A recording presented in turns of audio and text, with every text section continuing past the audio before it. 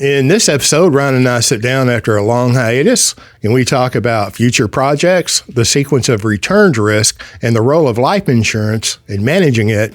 This is a good one. You don't want to miss it. Thank you for listening, and Merry Christmas. What a way to celebrate Christmas. I had a call with a gentleman in California who, he, as he put it, learned about IBC a month ago, and he'd mastered it. So, red flag number one. But then after talking to me for the first time, and then prior to our second conversation, which was our last,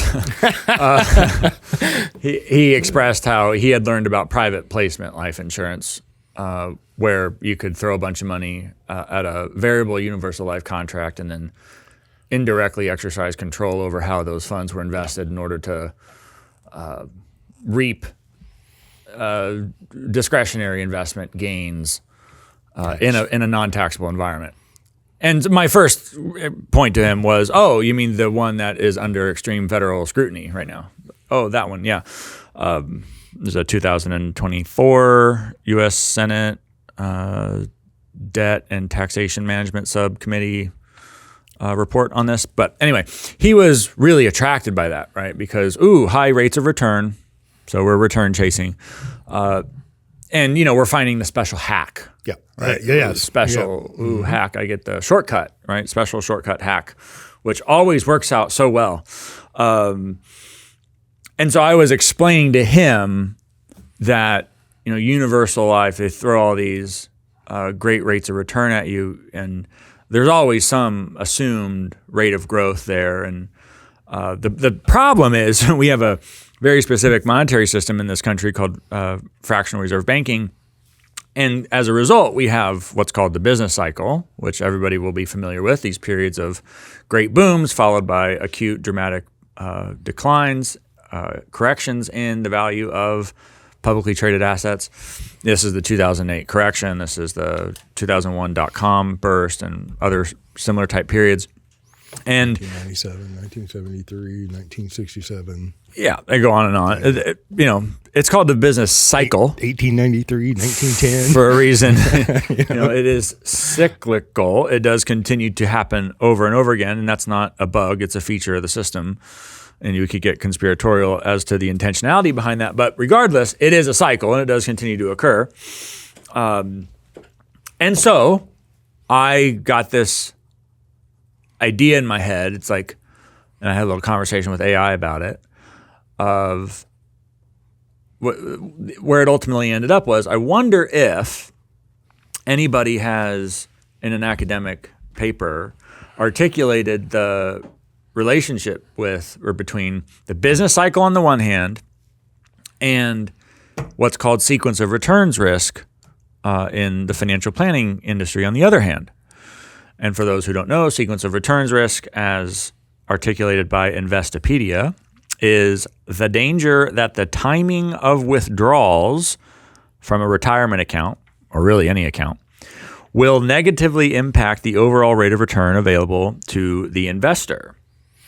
And in particular, account withdrawals during a bear market are more costly than the same withdrawals in a bull market. And the basic intuition is that if we're in a bear market, if the prices of publicly traded assets have decreased acutely, substantially, like they did, for instance, in 2008, well, then the value of the securities or the publicly traded assets in that portfolio are trading at that lower price.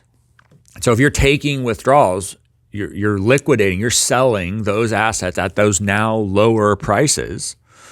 And the concern, the risk here, is that the result will be that you outlive your money, right? That the remaining account value as a result of your selling assets at depressed prices will be insufficient to provide for the cash flow that you would need in order to live out your life with dignity and the same sort of standard of living you've come to expect.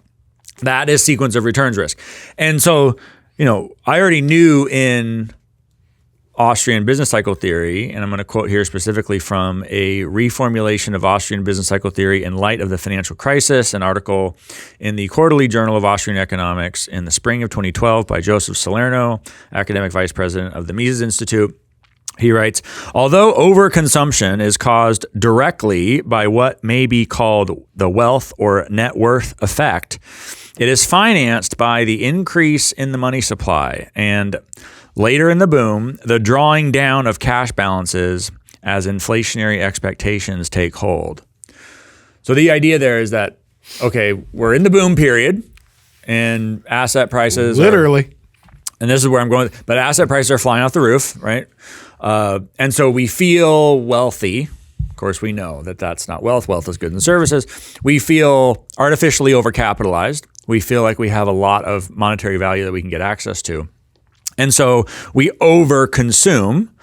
And my little point here to Bob was that, early retirement, stopping working sooner than you otherwise would, liquidating assets for passive cash flow in retirement earlier than you otherwise would, is a form of overconsumption. Mm-hmm. And it induces people, therefore the business cycle induces people into the sequence of returns risk trap, right? It sets you up to fail because you've had this inflationary effect. You feel more capitalized than you otherwise would have been. You overconsume in different ways, one of which is potentially early quote unquote retirement because you can afford it, quote unquote, so to speak. And so you start drawing down assets and then bang, the cyclical, relatively more or less predictable correction occurs. And now suddenly you're in a position where you may have to go back to work, right? Risk outliving your money, as the saying has gone. And so my little question to Grok AI was, gosh, I wonder if anybody's articulated that connection before, that the business cycle as articulated by Austrian economists explains how people could be induced into a sequence risk trap. And Grok's little response was, no, no one's made that point before. So anyway, so I was explaining a lot of background, I know, sorry. No, but it was good. So I was explaining this to you, talking about, because the PhD is going to be finished, and it's like, what's next, and what am I going to write about next? And so this is like one little idea. And if somebody beats me to it, I don't really care, but nobody will. And so we got to talk about that. And then so you mentioned, well, yeah, not only does the business cycle affect the psychology and the financial decision-making of people nearing retirement, it affects everybody's decision-making, which of course it does. Yeah, let me shut up and you can. No, I mean, over. I remember the conversation. I was up in Iowa and it was like 32 degrees, not even 32, 27 degrees and windy, very cold. And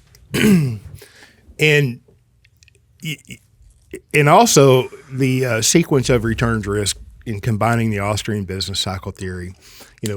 We spoke of the origins of that, and the possibility of the origins of that was in the 4% rule, the same individual in the 70s, I believe. William Bengen, Bengen, 1994, wrote this article that became the basis of what was known as the 4% rule, the rate that at that time you could draw down an account value without outliving your money. Yeah, and it maybe is additional information, but that 4%, that percentage has changed, modified some over time. But so specifically to that conversation, and I'm going purely off memory here, it's like, yes, the sequence of returns risk, there's no question that it affects you in retirement, right? And it is overspending. There's no question that it gives us this euphoric feeling when we're in the peak or the heading toward the peak of a business cycle theory, which is where we're at, in my humble opinion. Gold's at an all-time high, silver's at an all-time high, the market's at our all-time highs, Bitcoin, cryptocurrency, whatever is all-time high. And I know everybody has opinions on those things, and God bless you, I'm not trying to challenge your opinions on them. But the thinking is, right, yeah, I can spend more. But then it also affects people that are maybe not participating in the market. There it is. Right. Maybe, here I just discovered the infinite banking concept, and I just started a series or a policy or a series of policies. I understand the concept and I want to apply that. And here they are affected as well. I mean, we're all affected. None of us are, unaffected. And so then it challenges me or the individual, to question themselves and their decision making and their intelligence. I'm doing this, and it's going to be a couple of years of startup, which you cannot get around the startup, the capitalization phase of a life insurance policy or any business. You cannot get around. How about anything? Yeah. I mean, anything. Pay your dues. And so here I've just started. It's an all-time high. James, why would I buy life insurance just because you're a commissioned salesperson or you're, you got a great personality or you've got a great intimidating presentation. Everybody else is doing this, and they're all questioning my intelligence when I just buying whole life insurance, right? And I just remember talking with you about how it affects the thinking. We become self-critical that yes, I'm influenced by this business cycle theory, even though I may not be, and most of the time, most of the people, and I don't want to be too broad here, but when you're euphoric and everybody's doing it and, leverage. When does leverage come into application in the Austrian or business cycle? When does leverage occur? Right? Nobody's leveraged. Very few people are leveraging, and everybody's losing money. They're liquidating because they've already leveraged. Okay. So my point is that you have this business cycle, and we're headed or at the peak. There's leverage involved. Everybody's questioning, right? The people that are in the market that are all in, leveraged in, maybe they're not leveraged, but they're all in. It's like, why isn't everybody doing this? You're a fool not to be here, right? And so if you're the fool, quote unquote, air quotes, right, that's not there, then it's like more of the noise. It's just another variety of noise. I should be doing that. Everybody, my brother-in-law, whomever, the gurus are questioning my intelligence to the point, right, where I start to question myself. And so I'm just... And what you've done and the premiums you're paying and the policies you own. And what you're not doing, right? So in the conversation, that point in the conversation was just the 4% rule, the sequence of returns, risk, doesn't just affect the retiree. No. Quote unquote, or the person that's, right to the red zone, whatever the marketing term, 5 years away from retirement or what have you. And the problem, so I'm just saying the effect is broader than just the individual receiving income from accumulated assets. And most of the accumulation is in entities, products, and items that you cannot control. You can get mad and quit putting money in. That's a limited amount of control. You can get mad, start withdrawing, face all the penalties and all the, so there is a limited, you cannot control the business cycle at all. And then I think the conversation went further that, we're talking about Austrian business cycle, right, theory. And then we all individually, as a business, in the home, and we've even talked, maybe that was on your private recording, the root word of economics, right?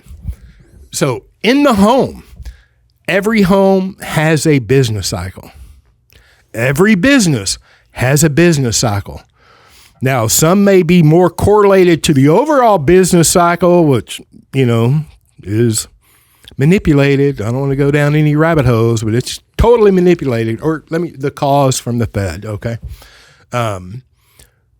So many good things there. So what you helped me see was that this point about the inducement into sequence risk of the business cycle is really just one example of the effect on financial decision making of the business cycle. It really, there's a cascading effect that takes place regardless of a particular person's age and their status in life, their position and their profession, and so on. And one of those additional examples is this FOMO of everything's just flying off the roof. I need to get involved, right? Which is just such a great point. And there's really a. Go ahead. I've seen it affect clients and people that are not clients that practice infinite banking within their own life, right? It's like, oh my gosh, I'm going to over leverage my policy to take advantage, or I'm going to reduce the premium, have dividends offset the premium, have the policy surrender values to pay a premium, whatever, to then go buy, therefore not miss out on these asset values that are only going to go one way, right? Einbahnstraße, right? One way. No. And then the financial guru's like, well, Mr. Griggs, of course we're aware of the Austrian business cycle theory. We've heard that. I can say those words. Okay, listen. Of course we include the sequence of returns risk in our plans. And we address that through diversification and asset allocation. We're keenly aware of that. So, you go buy the life insurance or the annuity for a buffer from the volatility of the returns. I mean, I understand. I'm not negating the idea of the value of addressing the sequence of returns risk. It exists. You should be aware of it. You should address that, right? So I'm not negating that. I'm kind of cracking on the industry. Yeah. Okay. So it's like, we do that through diversification. Precious metals, non-correlated to the market. Cryptocurrency is non-correlated to the market, and we're looking at a really long time horizon. So you can withstand the volatility, right? And it's like, okay, tell me when your 77-year-old client, female, who's taking care of an older spouse in that situation, who's maybe failing in health. Tell me where is she going to go sell her $55,000 or $125,000 or whatever the number is of gold?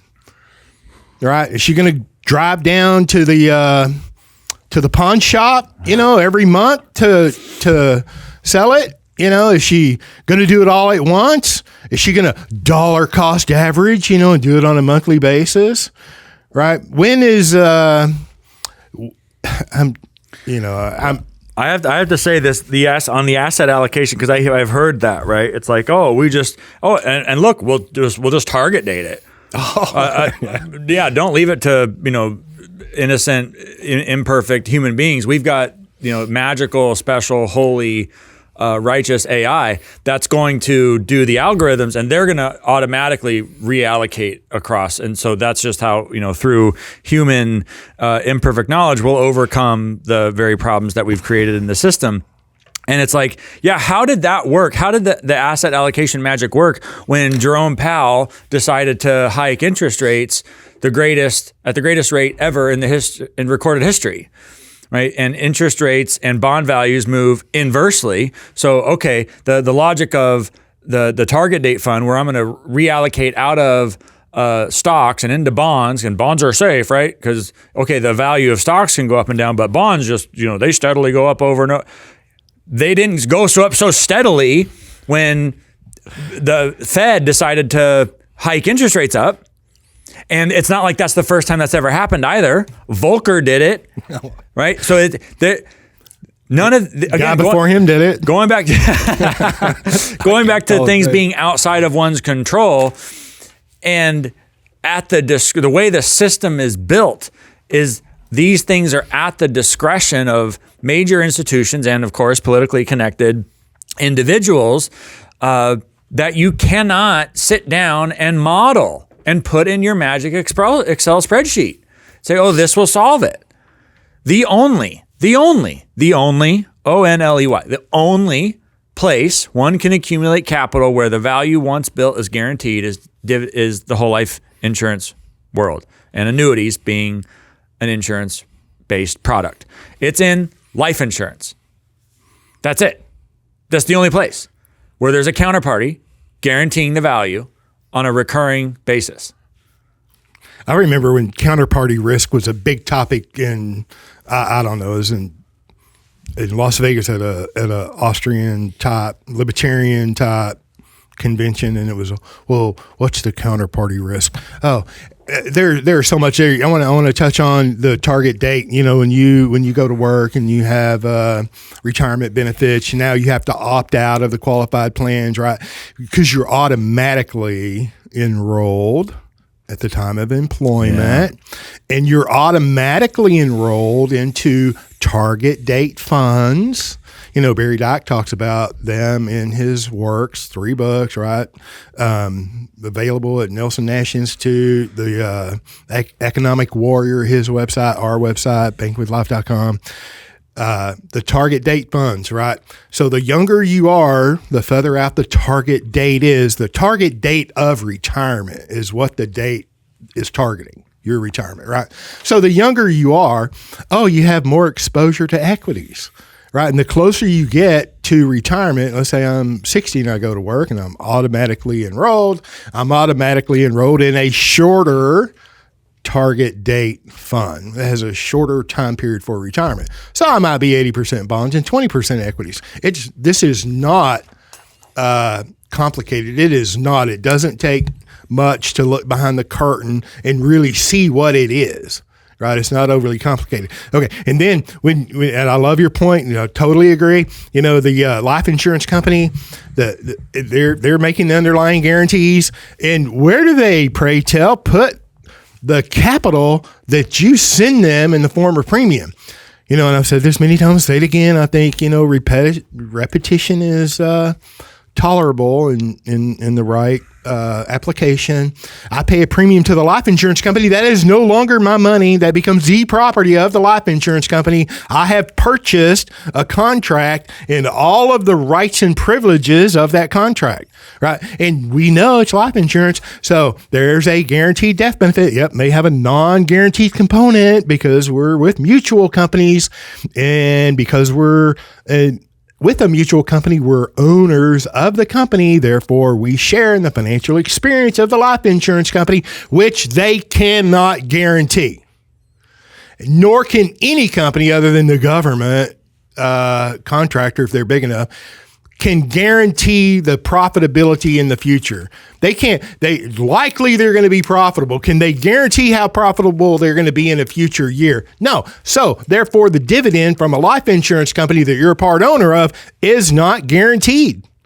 Okay, but you know, they're 100-year-old companies, 150-year-old companies, 125-year-old companies, and they've never failed to pay a dividend. Okay, I'm pretty confident, very, very confident that they're going to pay a dividend. I'm very confident that the companies that we own and encourage our clients, prospective clients to consider, very confident that they're going to pay a dividend.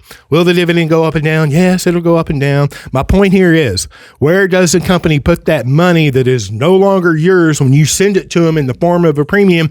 They put that money to work to meet their future guaranteed obligations, which is your graduation. Oh, wait, and they have a cash value. So there's a guaranteed cash value. So in the future, if I pay this premium, I know I can get mad and quit in year 10, year 5, year 2, year 20, and walk away with a guaranteed value. They have to put that money to work to meet those future guaranteed obligations. I promise you, they are not buying any significant amount of cryptocurrency. Right? I know one of the big four bought $300,000 in cryptocurrency a couple of years ago. It's called a marketing spend. Yeah, exactly. Okay. And so I know they're not, putting the majority of their investable assets into the stock market. Yeah. or real estate. But do they? Yes, they do put money into the stock market. Very limited basis. Yes, they do put money into real estate. All forms, I get it. And that has its own non-correlated, asset. I get it.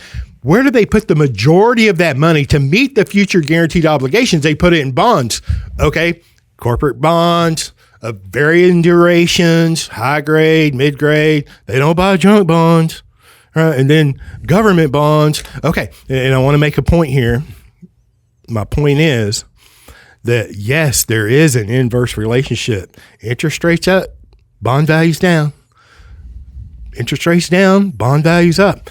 I don't have to worry. I don't have to be concerned about a sequence of risk returns because the life insurance company is managing that portfolio over a 120 theoretical life expectancy. All right. So now, and go to Dalbar, do some research on Dalbar, DAL, BAR. They're an industry data provider, and see what the returns over any length of time, especially correlated or compare it to the S&P 500 returns and the bond returns. See which one has won since 1920 or 1930. I'll make my point. They rarely go back pre-1900, so I'm not just licking the boots of Dalbar. I'm just saying there's data out there. Okay, now, wait a minute.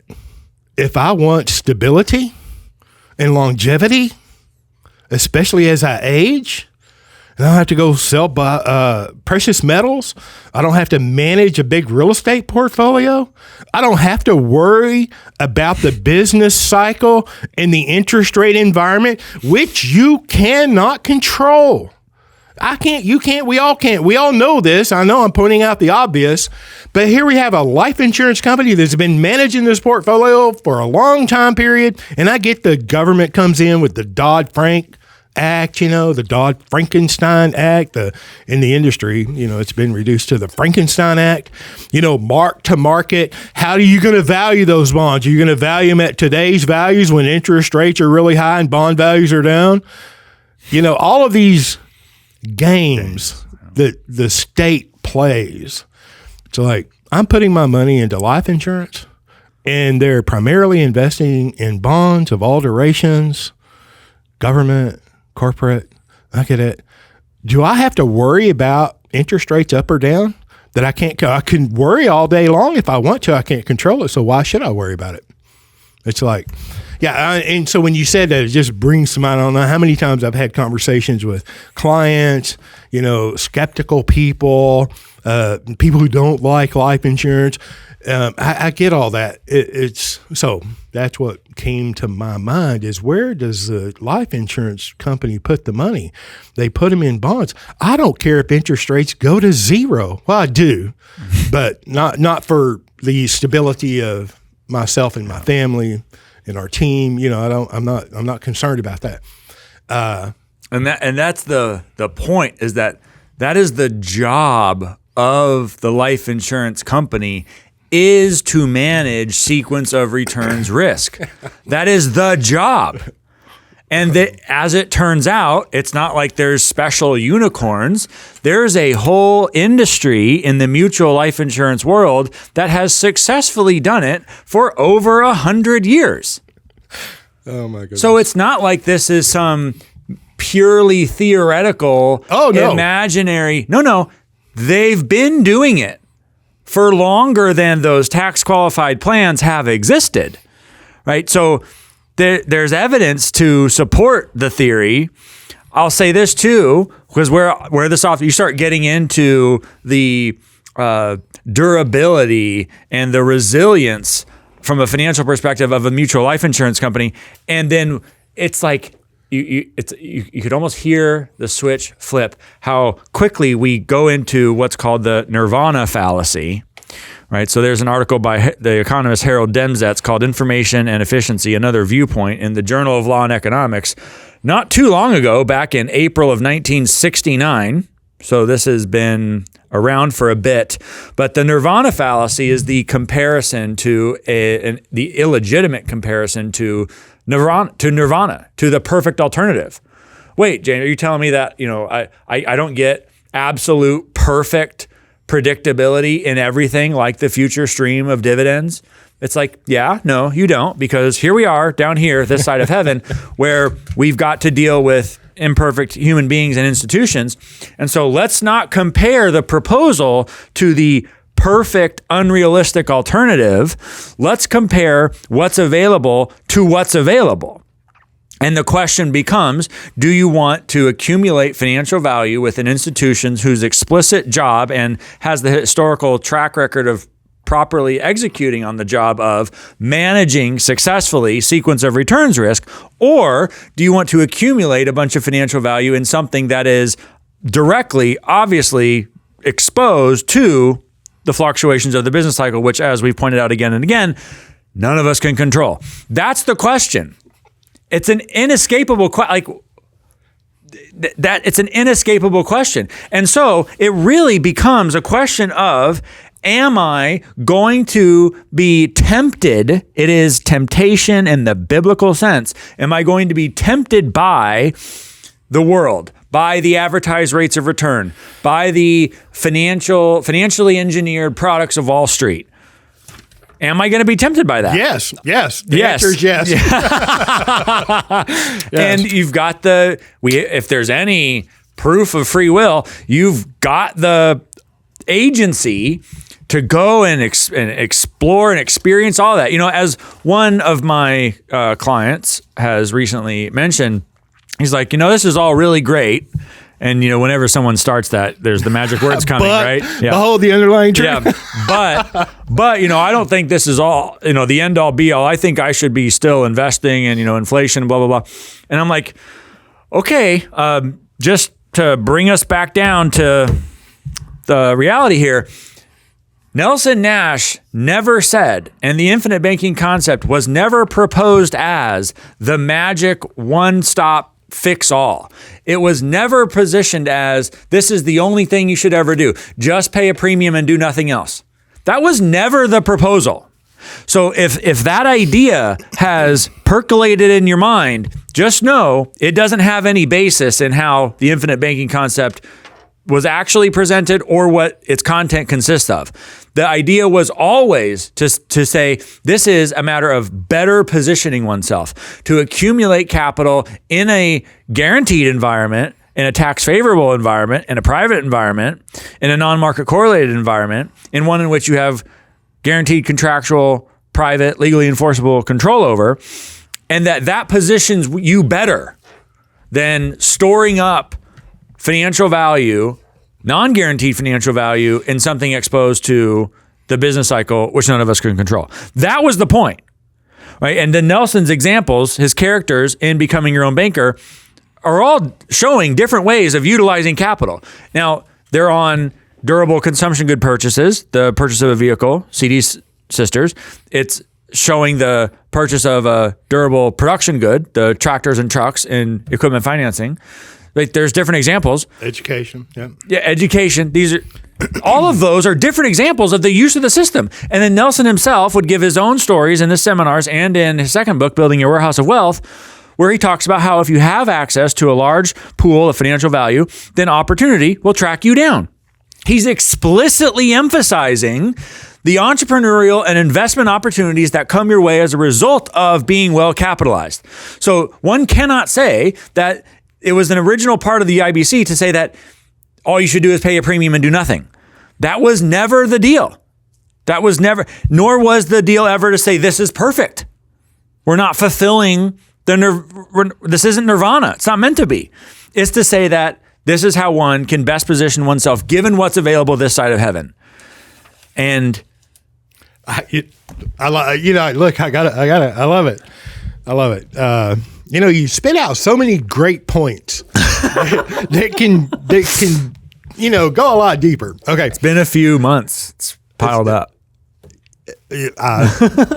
Fair. Okay. The nirvana, I want to say, and I've said it in the past, that, I think when it comes to financials, nirvana is like when you can blend, coordinate life insurance with either generational trust, in perpetuity. What do they call them? Dynastic trust. Dynastic trust and or foundations, right? You're getting pretty close to nirvana. Yeah. And I just want to say that I feel like that I've gotten closer and closer to nirvana. I'm not saying the infinite banking concept is nirvana. I'm just saying me personally, I get closer and closer to nirvana, and then it's interrupted by my own personal actions. Okay. Yeah. All right. And then I want to back to the 4% rule, which, is where it was vaguely referenced, I think, in his original work, the sequence of returns risk, that we're going to look at me using we are going to collaborate. I don't know. I'm kidding. We're going to produce an academic work, and who's going to ultimately have the final writing. We're not kidding. This is news to me, by the way. I've been dripping on him saying, hey, we could co-author some papers and submit them to these journals, like the Journal of Financial Planning. Like, this is wide open. So you heard it. As I did. That's not all he's doing. I'm like, don't come at me, bro. It's like, just put it on the schedule. And then he's like, oh, yeah, your schedule. Yeah, okay. All right. Look, in 2022, at the Banking with Life event, I know we didn't do one in 2024 or 2025. We did one in 2024. So it's a 2023 Banking with Life event. My presentation, I broadly addressed, right, from at least a 5,000 foot overview, not so high that the optics aren't clear, but going through all of the works or the generations in Nelson's book, because what he referenced, equipment financing, the CD sisters, the cost of an education, all of those different illustrations were across generations, different structures. I incorporated those generations, and I think I went out 4 generations and added in, the idea of an even distribution of age classes, and just broadly built these illustrations, go through them. I know I could have done a better job. I walk away from everything I do most of the time. What could I have done better? Self-critical. I get it. But my point is, what I demonstrated, which is entirely possible for the you and me individual, the income was triple compared to the 4% rule, using the 4%. Yeah. Right. And yes, I remember this. And I excluded on purpose, intentionally, didn't include the net death benefit to the next generations. Okay. So I was conservative on many levels. Right. Okay. All right. And then I want to say, too, that, when you mentioned Nelson, this is not supposed to be nirvana. Nelson didn't say you only do this, nor did he ever demonstrate, encourage, illustrate, talk about having your policies leveraged to the nth degree. Okay. He didn't talk about that either. Then let me say, and you know this if you've read Nelson's books, you already know this. So maybe I'm speaking to the people who haven't read Becoming Your Own Banker or Building Your House of Wealth. Nelson was very active in real estate, extremely active in timber real estate and others, right? So his story's in the book, 1980. Where do you think he put most of his money, capital, cash flows after 1980? And he got all the experience he wanted in real estate and did very well with it until he didn't, right? He didn't, along with everybody else. It wasn't him that didn't do well from the decisions he made. It was the business cycle theory and government intervention, right? Like, there's a history of that. There's a history of that. So, no, Nelson didn't say this is the only thing you should do. And he sure didn't say, if you do this, you should, leverage your policies to the nth degree. And I know Nelson was also aging, right? The book was published in 2000. He was born in 1931. Okay. So that could have had a bearing on where he put his money. But I know what he bought most of after 1980, and it was life insurance. Although I do got to make a caveat, and he speaks about it in Building Your House of Wealth. He did buy some silver at the market high of 40. just because, he did own things where, people couldn't come at him like he was ignorant, or didn't have any experience. So I'm just saying, if he were around, or, maybe he left that silver to his people, he could finally make a profit after 10 years. Okay, so I could keep going, and I think I don't want to end. I'm just saying, those are points that I wanted to make. And there was another point too earlier. I think when it comes to target date funds and all of these things are, off the charts, and diversification. Is that the only thing you do? Life insurance? No. Does that mean the only thing you should do is precious metals? No. Does that mean the only thing you should do is any one thing? And I'm not a gold bug, but I like precious metals. I'm a numismatic collector, have been for a long time. These coins are wrapped in history. Anyway, but looking at precious metals, I think they've outperformed. I'm not trying to cherry pick any time frames. I know there's a flat, long period, but they've done pretty well. Precious metals, right? That's all I'm saying. Yeah. And, compared to these exotic, portfolio managers. Yeah. And that's great. And by the way, counter-cyclical is great, but counter-cyclical is still cyclical. It's great for a time, and that's awesome. It depends on what part of the cycle you're in, right?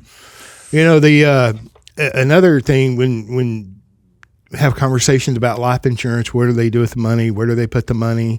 Because it's not yours when you send it to them, and then bonds come out, and it's like, oh my gosh, what's the counterparty risk on the bonds? And isn't the dollar going to collapse? That is a 50, 60 year argument about the collapse of the dollar. It was going to collapse in 1972. Oh yeah, and here we are. April. I think April they closed the gold window. What does that mean? We haven't been on the gold standard since the 30s, 1933. Uncle Franklin, right? Franklin Delano Roosevelt. The second great wave of socialism to come across our country, when he confiscated, we got off the gold standard at that time. Everybody wants to reference 1971, right? Or a lot of people do. And let's be clear what happened in 1971, right? The foreign countries, namely France, they could return the U.S. dollars that they owned for a $32 ounce of gold in 1971 through what was called the gold window at the Fed. That's what was closed. That's what was stopped. That doesn't mean the dollar was then, well, I guess it could mean we were never tethered to gold then. The U.S. has been off of the gold standard since 1933. Yeah, we're pushing 100 years. It's like, okay. And that, which is all great history to be aware of. The fact remains, too, and as I pointed out to this same client, and he continues to ask good questions, but the same thing came up. The collapse of the dollar, they sell dividend-paying whole life insurance in Canada, too. And there are companies in Singapore, I know for sure, that sell life insurance. And you can get other forms of life insurance in like the UK and Europe. Which is to say that life insurance, there's nothing essential to life insurance that requires the U.S. dollar, right? You can denominate the math in whatever money unit you want, right? And in fact, it was a former president of the Mises Institute, who I like, so I'm not going to name him in this regard. But you only name the ones you don't like?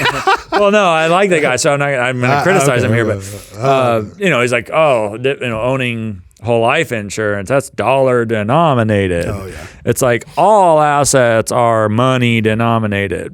That's the money right now is the US dollar in the United States and in many parts of the world, and someday that may change, and maybe that day is sooner, maybe it's later, I don't know, but when that happens, all assets, including dividend-paying whole life insurance, will then be denominated in a different money. Revalued, right? So let's say I own a farmland. Let's say I own equipment and I own life insurance and I own stocks, and their denomination changes, the currency changes, right? The revaluation, whatever may occur. All of the assets, every one of those things are going to be revalued in that new currency. Yeah. It's like, okay, I'm totally okay with that. I can move. If I ever come up missing, I tell my wife all the time, if I come up missing, I'm going to be in Scotland, maybe in France, right? And so if I go over there and I get a loan, and I don't plan on, I'm just saying, if I get a loan and I own U.S. life insurance and they send it to me in my bank over there, and it has to be a U.S. affiliate bank and blah, blah, blah, all that, I jump through all the hoops, right?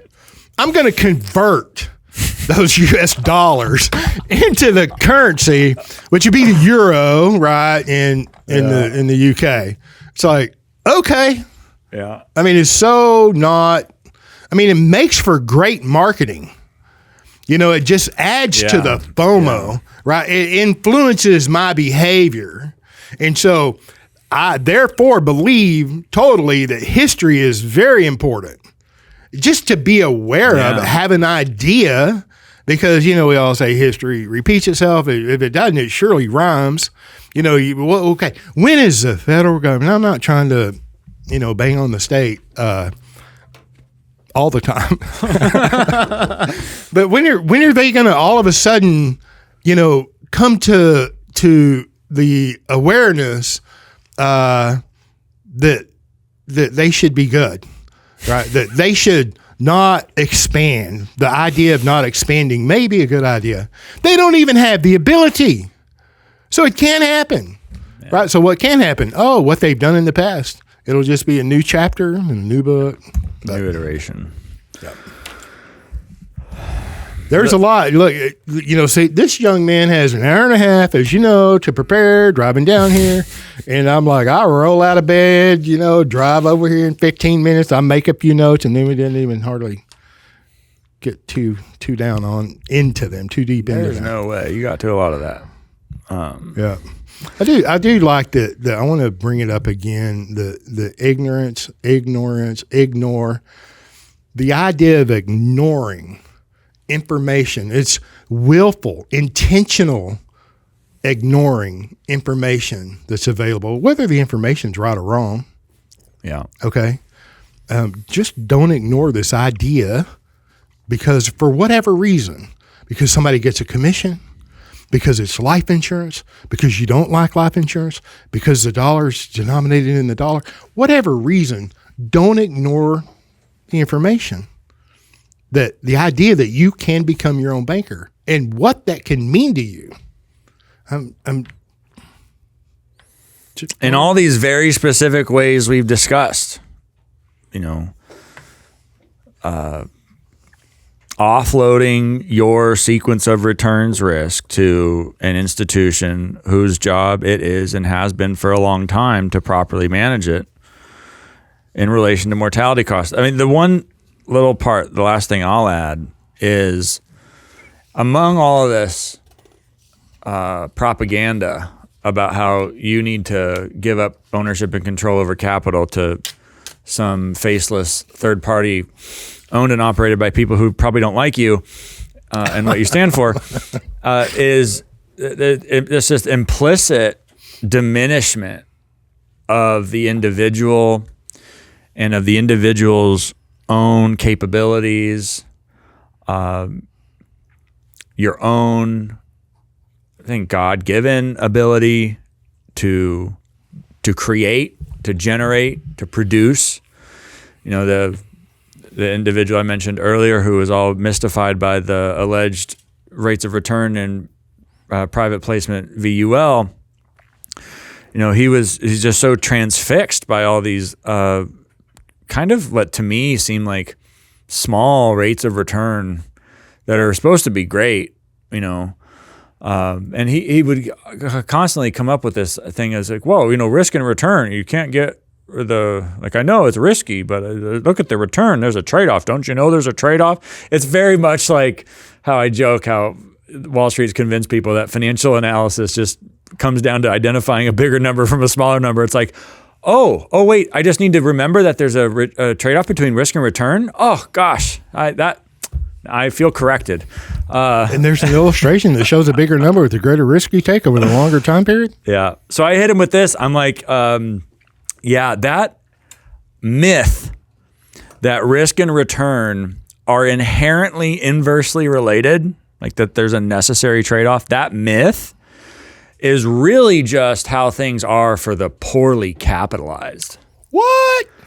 And, if you're super well capitalized, if you have access to a large pool of financial value, the scope of circumstances that appear opportune to you, the opportunities, they may actually consist of things that virtually nobody else knows about, where the returns are very high, where the risk is very low, where your degree of control is very high. And these things might not sound like investments, because they don't appear on CNBC commercials, for instance. But, in my own world, when I invest in a relationship with a private printer to generate a run of books, for instance, or when I invest in a new website and I pay a developer to make it look nice and functional, these are investments. I'm allocating capital. I am giving up ownership and control over capital to somebody else. So the book printer, the website builder, so that they can go do something on the expectation that I'm going to get something back, a set of books, a new website, and I'm going to go use those things to go generate a return. Like I am those are investments in the categorical sense. They may not line up and be found in a publicly traded prospectus somewhere, but those are opportunities. Those are investment and entrepreneurial opportunities that are hyper-local, right? Nobody else is going to publish my book. They didn't write it. Nobody else is going to go build my website. It's my website, right? It's a market of one. And I have complete control. I gave the instructions to the book printer. This is how you will print the book. I gave instructions to the web developer. This is how it will look. Here are the specific color codes. Like, it's going to look this way. I have total control. And then the risk return, is there a necessary trade-off? Look, from the outside looking in, from your perspective, from somebody else's perspective, they may say, yeah, maybe that'll result in, increased business or increased commissions. It's like, okay, thank you for that opinion. I was very confident in what the book would do and what a nice looking website would do. I am very confident in what the results will be of these different investments that I'm making. And so I don't accept that. I don't accept this necessary risk return trade-off. I'm choosing not to participate in that. You can if you want. I mean, if people want that, then there's the question, right? Do people want that? And maybe they do, because, by the way, that's what everybody else is doing, and the wisdom of crowds. If everybody's doing it, it must be right? So maybe somebody wants that security blanket of social acceptance. Maybe that's the real trade-off, right? Maybe it's security blanket of social acceptance to wrap up your inverse relationship between risk and return. Or maybe you can choose not to do all of that. And instead embrace your own creative, generative, productive capabilities. Personally fulfilling. Yeah, meaningful activities. And maybe take a little responsibility, as it's been put to me. I have the opportunity to take responsibility if I want it, to go and do certain things. And maybe that's available to me in the financial world too. And if that's the case, maybe having a whole lot, a high quantity of very high quality, meaning under my own contractual control, capital, maybe that would help me. Maybe it would be better for me if, in the process of reclaiming that personal responsibility, I had a bunch of financial value that I could bring to bear in my purchasing power to go do stuff. So that I wasn't at the whim of individuals, institutions, and processes outside of my control. And maybe in that environment, I don't have to accept this inverse relationship between risk and return. I get it, the secular scientistic age where we want to, perform our little mathematical Excel analysis, and you can chart out how rates of return vary with risk in a certain publicly traded market. I'm not accepting it. The math is the math. I get it. Trust me, I get it. I did pass an econometrics exam as part of a doctoral program in economics, and I really can do the math and have done it, but that's really not what I'm talking about, right? I'm talking about individuals in real life making decisions on the margin and the landscape that the individual faces, right? Not the landscape that's presented on an Excel sheet. I'm talking about that real world over there. And over there, it is a myth that there's an inherent necessary relationship between risk and return. And I just don't accept that. That's always the case for the very well capitalized. So maybe the thing to do, and then I'll shut up, maybe the thing to do is to re-examine one's own thinking, to rethink your thinking, as Nelson called us to do, and just examine whether we've accepted this prefabricated, mass-marketed idea that we are fundamentally helpless, that we need to rely on outside experts because we're faced with this necessary trade-off between risk and return. Maybe that's the idea. I don't know, but it's at least possible. Listen, oh my gosh, I appreciate that. And I'm so thankful that you passed that econometrics. I literally have a picture of the letter in case anybody would doubt. It's real. So what I heard, properly capitalized, well capitalized, made a difference. And does make a difference.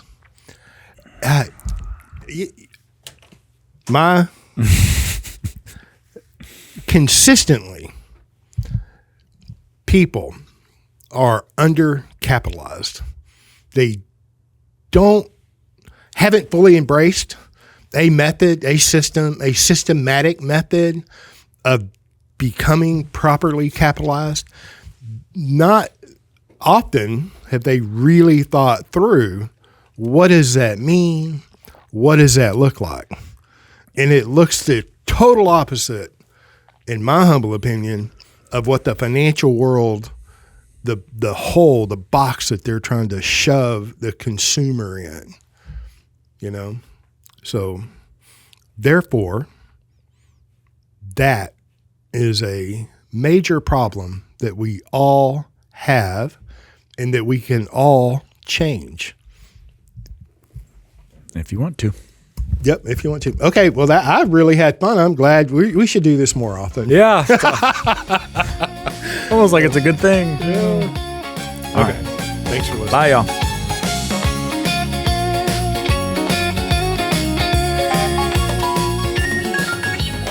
Thank you for joining us on the Banking with Life podcast. If you're watching on YouTube, make sure to like and subscribe and click on that little notification bell.